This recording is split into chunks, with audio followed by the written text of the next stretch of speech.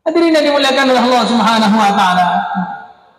Kemudian iman kepada kitabullah, kepada Al-Qur'an yang tidak akan bisa dirubah-rubah oleh siapapun.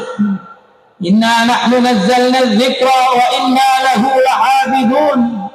Karena Quran ini kitab untuk sepanjang masa, maka Quran ini tidak bisa diutak-atik oleh siapapun. Kok ada yang utak-atik, pasti ketahuan. Di Mesir sana ada orang Yahudi, ini pengen merusak Islam, membuat Quran palsu, 100 mushaf palsu. Setelah saya sholat Jumat, dibagikan kepada orang-orang yang ini mushaf gratis. Maka ada salah satu tukang becak, becak Mesir ya, nggak tahu bentuknya gimana. Nah itu buka Qurannya itu, no palsu ini, katanya, kamu apa bikin Quran palsu? Tukang becak saja tahu kalau Quran itu bisa palsu, itu tahu, apalagi ulama. Maka kalau sampai kita itu ada Quran palsu kok nggak tahu, kalah sama tukang becak. Tukang becak tahu, ini bukan Quran ini. Saking bedanya susunannya Al-Quran, saking bernilainya kata-kata Al-Quran, sehingga orang itu baru mendengar saja hatinya sudah terbersihkan. Alaika bitilawatil Quran fa innahu nurun laka fil ard wa dzikrun laka fis sama. Orang itu kalau membaca Quran, hatinya bercahaya, di langit terkenal di kalangan malaikat semua. Makanya Al-Quran tidak bisa dipalsukan. Karena Al-Quran ini tidak bisa dipalsukan, maka Allah Subhanahu wa taala juga mengirim ulama-ulama sepanjang zaman agar maknanya Al-Quran tidak bisa dipalsukan. Lafadznya tidak bisa dipalsukan, maka maknanya juga dijaga oleh Allah. Dikirim ulama-ulama yang lurus. Setiap ada orang-orang yang nyeleweng dalam memahami Quran, langsung diluruskan. Maka kalau kita ini belum pangkatnya, jangan sekali-kali dalil dengan Quran.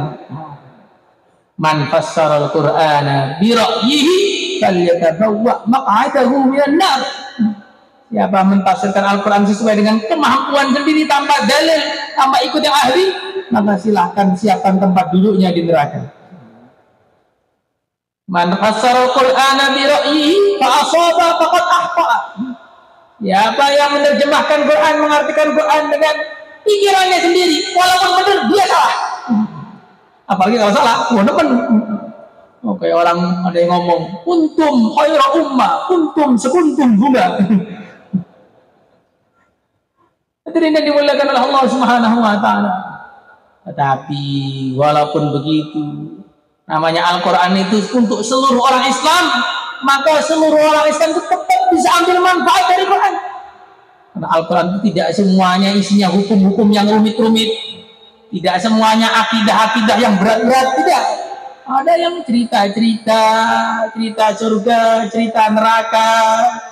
Maka bagus sekali kalau kita itu bisa hatam terjemahan Al-Quran, sehingga kalau baca Quran merasa dinasihati langsung oleh Allah.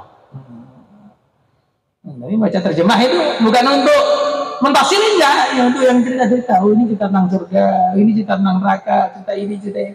Sehingga baca Quran itu nikmat, makin dibaca makin nikmat, makin dibaca makin nikmat. Maka sebagian ulama mengatakan Quran itu adalah cerminan hati kamu. Kalau kita ini baca Quran kok senang, berarti hatinya sedang bersih. Kalau kita baca Al-Quran kok langsung ngantuk, berarti hatinya sedang kotor. Bahkan ulama lain mengatakan yang lebih semangat lagi ini kata-katanya. Jangan pernah ngomong kalau nggak sempat baca Quran. Ketahuilah yang ada itu Qurannya sedang nggak mau dibaca sama kamu. Ini Qurannya dengan mulut-mulut mungkin bau rokok gitu berat. Mulut-mulut yang suka ngerasani orang, berat. Akhirnya Qurannya itu nggak bisa dibaca. Ada Quran banyak, masjid depan banyak, cuman mau jalan ngambil nggak kuat. Kenapa Qurannya? Mesti baca udah. Kamu habis ngerasani orang belum istighfar, habis rokok belum sikatan. Kalau sudah sikatan bagaimana? Kalau sudah habis merokok sikatan, jangan merokok lagi. Biar nggak kotor lagi. Insyaallah semua niat. Maka dikatakan dalam satu hadis, siapa yang makan bawang, ala yaqrabanna masajidana. Siapa yang makan bawang jangan dekat-dekat dengan masjid. Karena bawang itu baunya nggak enak, nggak boleh dekat masjid. Padahal cuma bawang. Nah, bagaimana dengan mestinya lebih hati-hati lah itu. Insyaallah semuanya hadirin. Ini bukan fatwa loh, enggak. Pokoknya begitu gitu aja. Yang jelas Nabi dan sahabat tidak pernah merokok. Katanya karena Nabi sahabat. Dicari hadisnya. Seluruh kitab pasti nggak bakal ketemu. Kalau ketemu pasti bohong. Hadirin yang dimuliakan oleh Allah Subhanahu wa taala. Kemudian iman kepada malaikat-malaikatnya Allah. Hamba-hamba yang suci, yang tidak pernah bermaksiat. Sampai dikatakan, kalau pengen kamu itu doanya makbul, doalah dengan lisan yang tidak pernah bermaksiat. Loh, bagaimana caranya doa dengan lisan yang tidak pernah bermaksiat itu? Lisan kita kan sudah terlanjur maksiat. Doalah dengan lisannya para malaikat. Bagaimana dapat doa dengan lisannya para malaikat? Di antaranya, kalau habis sholat jangan langsung pergi. Selagi orang itu duduk di tempat sholatnya, malaikat mendoakan dia, Allahumma firlahu, Allahumma arhamhu, Allahumma firlahu, Allahumma arhamhu. Ya Allah sayangi dia, ya Allah ampuni dia, ya Allah sayangi dia, ya Allah ampuni dia. Terus doakan malaikat dia. Sampai dia pergi baru dihentikan doanya. Lah kalau mata lancing, teko salam pelencing. Nah, ini mau tenang dengan malaikat. Maka dalam satu hadis dikatakan ada amalan yang begitu ringan, tetapi yang mengamalkan begitu sedikit. Apa itu ya Rasulullah Sallallahu Alaihi Wasallam? Amalan wiritan tasbihat setelah sholat dan tasbihat sebelum tidur. Tasbihat sebelum tidur, belum sempat tasbihat setan datang, ayo tidur. Belum sempat tasbihat sudah tidur. Ini kalau bayang nggak boleh tasbihat. Nah, kalau yang setelah sholat setan datang, kamu perlu ke WC, kamu perlu istrimu lagi marah loh, ayo cepat. Makanya kita lihat kadang-kadang orang itu pulang dari masjid begitu cepat sekali, padahal tidak ada apa-apa yang terjadi. Malah hari Jumat balapan, kok ngapain sih? Apa nasinya belum matang atau bagaimana? Enggak ngapa-ngapain, cuma lari dari pahala. Lari dari pahala. Hakikatnya begitu. Karena antara waktu wiritan dengan waktu sampai rumah itu cuma beda 5 menit. Cuma beda 3 menit. Kita bayangin, 3 menit itu dapat apa itu? Mau BAB 3 menit juga belum selesai. Mau makan 3 menit juga belum selesai. Cuma nambah 3 menit aja. Cuma kita nggak mampu. Wiritan dengan selesai 3 menit, 5 menit. 5 menit apa yang bisa dikerjakan? Tapi karena setan menipu kita, kayaknya sudah mahal 5 menit. Wais, jangan sampai dapat pahala. Oh iya, siap, gas. La ilaha illallah. Hadirin yang dimuliakan oleh Allah Subhanahu wa taala, iman kepada para malaikat. Malaikat itu mencatat amal kita lengkap. Kiraman katibin ya'lamuna ma taf'alun. Mencatat amalan kita lengkap. Bukan hanya mencatat amal kita lengkap. Kalau hadis riwayat Qurtubi, kalau orang itu masuk kubur, yang pertama kali ditemui sebelum mungkar nakir ada malaikat lain. Untuk tuliskan. Kaget dia. Apa yang harus saya tulis? Pena nggak ada, tinta nggak ada, kertas nggak ada. Maka malaikat mengatakan, wahai celaka kamu, penanya jadi kamu, tintanya liur kamu, liur atau darah lupa. Kertasnya kain kapan kamu. Tulis. Apa yang harus saya tulis? Tulislah amalan kamu selama di dunia mulai akal baik saya mati kemarin. Maka dia langsung ingat semua itu, mulai di akal baik. Jam 1 ngapain, jam 2 ngapain, jam 3 ngapain, terus 60 tahun ingat. Lagi bayar update status. Ingat terus. La ilaha illallah. Coba bayangkan kalau dalam kondisi seperti itu, alangkah sedihnya kita kalau yang kita tulis catatannya merah semua. Dalam kondisi seperti itu, alangkah gembiranya kita kalau nulis baca Quran, baca tasbih, dengerin bayan, keluar fisabilillah, belajar ilmu, menyampaikan ilmu, bayar zakat, sedekah, haji, umroh, berjuang, terus putar gitu aja. Masya Allah, nulisnya itu gembira. Ini loh. Makanya nanti kalau di akhir kan apa yang dikatakan? Fa'amma man utiya kitabahu biyaminih fayaqulu ha'umqra'u kitabiyah. Orang yang dapat catatan amal dari tangan setelah dibuka, sini semua lihat nih, hijau semua, punya kamu. Dia akan pamer. Nah, di akhirat pamer sudah nggak riak. Nah, di dunia sudah nggak biasa riak ya. Di akhirat riak nggak apa-apa boleh. Kalau di dunia sudah riak. Salat dulu guys. La ilaha illallah. Hadirin yang dimuliakan oleh Allah Subhanahu wa taala. Iman kepada para malaikat menjadikan kita itu semakin hati-hati dalam bertindak. Kemudian iman kepada hari akhirat menjadikan kita itu persiapan akhirat. Ad-dunya khuliqat lakum wa antum khuliqtum lil akhirah. Dunia diciptakan oleh Allah untuk kalian para manusia.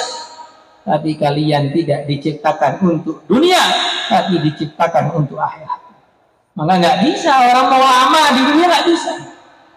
Orang kaya tidak lama di dunia, orang miskin tidak lama di dunia, orang sehat tidak lama di dunia, orang sakit pun tidak lama di dunia, pejabat tidak lama di dunia, rakyat juga tidak lama di dunia, orang buruk tidak lama di dunia, orang soleh pun tidak lama di dunia. Karena apa? Karena memang manusia bukan untuk dunia. Ya, manusia bukan untuk dunia, makanya nggak bisa lama. Yang baik, yang buruk, yang tua, yang muda, yang sehat, yang sakit, pejabat, rakyat, semuanya nggak bisa lama di dunia. Karena memang bukan untuk dunia. Nah, kalau kita sudah tahu bahwa kita itu tidak untuk dunia, maka gunakan dunia kita untuk akhirat kita. Gunakan senyum kita untuk akhirat kita, gunakan nangis kita untuk akhirat kita, gunakan berpakaian kita untuk akhirat kita, gunakan ngomong kita untuk akhirat kita, gunakan diam kita untuk akhirat kita, gunakan di rumah untuk akhirat, keluar rumah untuk akhirat, rumahnya pun untuk akhirat, anaknya untuk akhirat. Anak yang untuk akhirat adalah anak-anak yang soleh. Anak tidak akan bisa soleh kalau tidak tahu ilmu agama. Maka gunakan semuanya untuk akhirat. Jangan ada yang dibiarkan untuk dunia. Yang kelihatan di dunia, gunakan untuk akhirat. Motornya untuk ke markas, mobilnya untuk takazah, duitnya untuk kebaikan-kebaikan, termasuk nafkah keluarga, bagian dari kebaikan. Kalau HP-nya, nah ini agak repot. Agak repot ini, hisapnya paling banyak ini hisapnya ini. Kalau HP-nya bagaimana? Wallahu a'lam. Yang jelas ismuhuma akbaru min nafihima. Kalau hadirin yang dimuliakan oleh Allah Subhanahu wa taala, semuanya kita bawa ke akhirat. Jangan ada yang disisakan untuk dunia. Makannya untuk akhirat, minumnya untuk akhirat, tidurnya untuk akhirat. Karena kalau yang digunakan untuk akhirat hanya yang kelihatan amal saja, maka bekal kita terlalu sedikit. Sayyidina Mu'adz bin Jabal radhiyallahu ta'ala anhu mengatakan, saya ini juga tidur dan saya juga melek untuk tahajud, tapi saya tidurnya pun cari pahala. Tapi kalau tidur waktu bayan nggak bisa untuk cari pahala, Pak. Jadi para sahabat mengatakan, ngajari kita yang digunakan pahala itu semua, bukan yang pas ngajinya saja, bukan yang pas baca Quran, pas diem itu juga untuk akhirat juga. Insyaallah semuanya. Bukan hanya pas intikali, pas makomi pun untuk akhirat. Bukan hanya ketika di masjid, di rumah pun untuk akhirat, bahkan di pasar pun untuk akhirat. Siapa yang masuk belajar mengatakan la ilaha illallah wahdahu la syarika lah, lahul mulku wal hamdu yuhyi wa yumiitu wa ala kulli syai'in qadir. dapat 1 juta pahala. Susah loh, 1 juta itu banyak. 1 juta pahala. Kapan itu dapat? Ketika ke pasar. Maka ke pasar untuk akhirat, ke masjid juga untuk akhirat. Kalau hanya pas ke masjid untuk akhirat, nanti lama-lama pas ke masjid pun tidak untuk akhirat. Bagaimana ke masjid tidak untuk akhirat? Ke masjid rasanya orang, ke masjid tidak untuk akhirat. Masjid malah jualan. Dikatakan dalam satu hadis, ini bukan di depan masjid, ya, dalam masjid. Kalau ada orang jualan di masjid, suruh doakan, la rabbahullah, semoga daganganmu tidak laku. Jadi orang itu kalau jualan di masjid, suruh doakan, la rabbahullah, semoga daganganmu tidak laku. Di masjid loh, kalau di depan sana udah beda. Di masjid, dalam masjid. Nanti kalau dibilangin depan tanah sama, nanti marah semua orang. Oh, ini bahaya nyindir saya. Enggak nyindir sana ini. Kalau dalam sini kan nggak ada dalam sini. Kecuali sok. Ini kalau ya ting gitu beda lagi nanti. Ting bisa jualan dalam masjid loh gitu. Allahu Akbar, la ilaha. Pikir akhirat. Kemudian ridho kepada takdir. La yu'minu ahadukum hatta ya'lama anna ma a'tahu lam yakun liyusibah wa ma asabahu lam yakun liyuhtiyah. Hadis riwayat Tirmidzi. Orang itu tidak akan iman, tidak akan dihitung sebagai orang iman sebelum yakin kepada takdir. Jatah saya ya jatah saya, jatah orang lain tidak mungkin jatah saya. Jatah saya, jatah orang lain, jatah orang lain, tidak akan tertukar. Kalau nggak yakin seperti itu, maka imannya nggak laku. Bukan imannya kurang, imannya nggak diterima sama sekali. Sehingga kalau orang itu yakin pada takdir, hanya ridho kepada keputusan Allah. Tapi kalau orang itu tidak ridho pada keputusan Allah, bagaimana? Malam yasbir ala balai, falyakhruj min ardi wa samai, wal yatlub rabban ghairi. Siapa yang saya putuskan sesuatu bagi dia di dunia nggak puas, falyakhruj min ardi wa samai. Suruh keluar dia dari langit dan bumi itu. Ayo, gimana caranya ini? Suruh keluar dari langit dan bumi itu. Wal yatlub rabban ghairi. Cari Tuhan lain selain aku. Maka nggak ridho pada takdir itu bahaya betul. Nggak layak tinggal di bumi Allah. Ya kalau nggak layak tinggal di bumi Allah, terus dari bumi siapa? Masa bumi haleluya? Makanya kita itu harus ridho kepada takdir. Faman radiya falahu ridho. Kalau kita ridho kepada takdir, Allah akan ridho kepada kita. Waman sa'ita falahu suhd. Siapa yang tidak ridho kepada takdir, Allah akan marah kepada dia. Nah, sekarang pengen dapat ridho Allah apa pengen dapat murka Allah? Makanya dengan segala keputusan Allah kita ridho saja. Insyaallah semuanya. Iman kepada takdir tidak menjadikan orang itu berhenti amal atau malas amal, justru menjadikan semangat amal. Karena kullun muyassarun lima khuliqa. Semua orang diciptakan untuk apa yang dia akan diciptakan di sana. Semua orang dimudahkan untuk mengamalkan amalan ahli surga atau amalan ahli neraka. Kalau dia ahli surga, mudah amalan ahli surga. Kalau dia ahli neraka, akan mudah amal ahli neraka. Nah, kalau orang itu yakin begitu, mau aman loh. Kok saya berhenti amal? Jangan-jangan nanti masuk neraka. Enggak jadi, mas. Pokoknya kamu sholat. Makanya iman kepada takdir tidak menjadikan malas amal. Justru iman kepada takdir akan menjadikan tidak berani berhenti amal. Karena berhenti amal itu amalannya ahli neraka. Dia takut, waduh, kok saya berhenti amal? Ini amalannya neraka ini, bukan amal juga. Amal lagi. Sehingga nggak ada karpun dingin, karpun beku, muntaber, mundur teratur, tawa berita. Nggak ada. Semuanya amal terus. Coba semuanya. Nah, kalau kita itu yakin pada takdir, bagaimana sikapnya? Sebagian ulama mengatakan, nggak usah mikir masa lalu, semua sudah selesai. Nggak akan bisa kamu berubah. Nggak usah mikir masa depan, semua sudah ditulis oleh Allah, sudah ada aturannya. Pikirkanlah sekarang, perintah kepada Allah kepada kita itu apa? Sekarang kalau lagi maghrib ya perintah itu maghrib, lagi isya perintah sholat sudah. Kalau usah pikir jauh-jauh ke sana, sudah ada tulisannya semua. Kalau usah pikir ke belakang, sudah lewat semua. Pikir sekarang. Sekarang jam segini, oh waktunya sholat. Jam segini, waktunya zakat. Jam segini, waktunya ngaji. Nah itu aja pikirannya. Insyaallah semuanya ada ini. Hadirin yang dimuliakan oleh Allah Subhanahu wa taala, dan amalan yang terbesar untuk menjaga iman itu adalah salat. Wa ma kana Allahu liyudhi'a imanakum. Satu-satunya amalan di dalam Al-Quran yang disebutkan dengan iman adalah salat.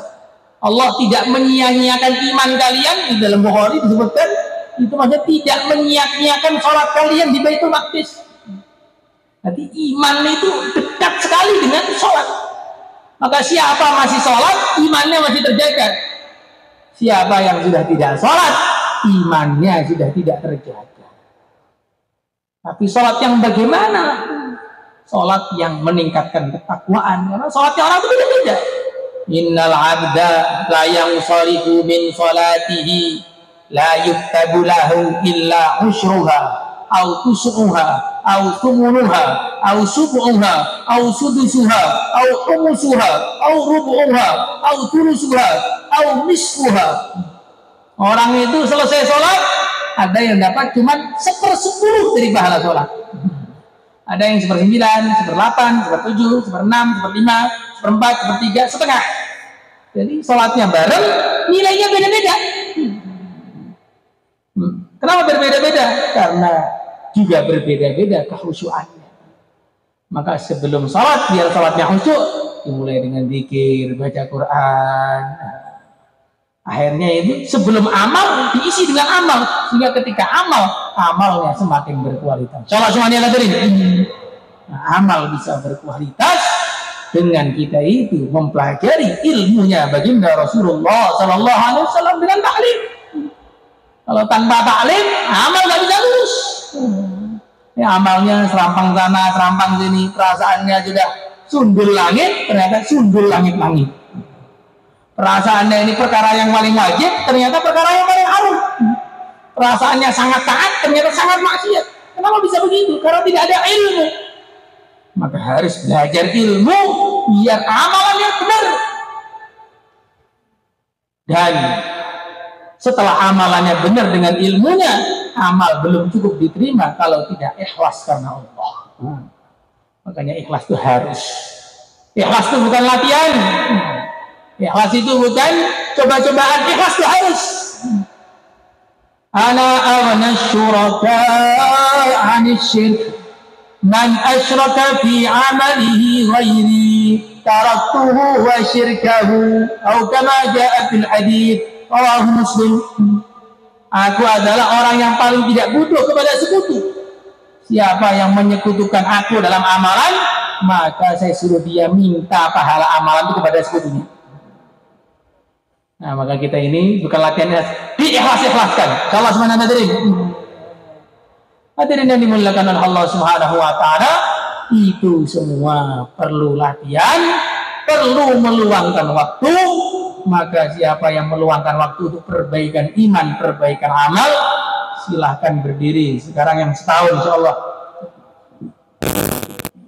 Bismillah Pak, silakan Pak. Yang akan keluar 1 tahun silakan berdiri Pak. Yang akan keluar 1 tahun, sebentar lagi akan ada jur 1 tahun. Target akan dikeluarkan 100 orang atau 10 jemaah. Silakan Pak, yang sudah daftar di halaqahnya, silakan untuk ambil berkah pada majlis ini. Kita niat lagi, kita daftarkan diri kita di tim kasih 1 tahun di belakang. Silakan. Silakan masalah. Kita buat suasana tasir tidak masalah. Dengan berdirinya kita akan menyemangati yang lain. Silakan. Silakan. 1 tahun 1 tahun. Dan Ustaz Mamun, silakan. Ustaz Taslim, silakan. Silakan. Ya niat setahun silakan. Negeri jauh, bismillah. Negeri jauh, silakan. Negeri jauh akan diberangkatkan 1 jemaah ke Mekah Madinah, ke Thailand dari Temboro Barat, silakan. Daftar lagi, kuatkan niat kita dari Ketas, silakan. 1 jemaah akan ke Mekah Madinah, ke Thailand, silakan. Mari. Silakan saya Pak Mas. Negeri jauh Pak. Negeri jauh. Silakan. Daftarkan nama kita masalah. Salah satu kesungguhan kita niat untuk fisabilillah dan dengan niat yang sungguh-sungguh untuk Allah Ta'ala. Silakan. Begitu yang akan IPB Pak Masyaallah. Yang akan IPB. Mari IPB. Silakan. Teman kita satu jemaah sedang gerak di Bangladesh. Silakan. Mari, yang lain pada berdiri, silakan. Yang masih duduk berdiri juga Pak. Bismillah. Bangkit untuk berjuang. Langkah kaki kita bangkit tidak dihitung oleh Allah. Mari. Masya Allah. Silakan Pak Masyaallah. Niat kita untuk kebaikan mahal Pak Masyaallah. Silakan. Niat dulu berangkatnya nanti dimasarkan. Silakan. Niat dulu Pak. Silakan. Niat. Allah akan mudahkan kalau kita ada niat. Innama ta'tin nusra ala qadarin niyah. Semakin tinggi niatnya, semakin mudah pertolongan Allah datang kepada kita. Silakan Pak. Silakan. Ya. Diawali dengan niat, dengan keinginan. Kalau ingin aja enggak, bagaimana berangkat Pak? Masya Allah, maka niat itu ada nilainya di sisi Allah. Karena banyak orang tuh ditawari agama nggak pengen. Tawari IPB nggak tertarik, tawari 4 bulan nggak tertarik.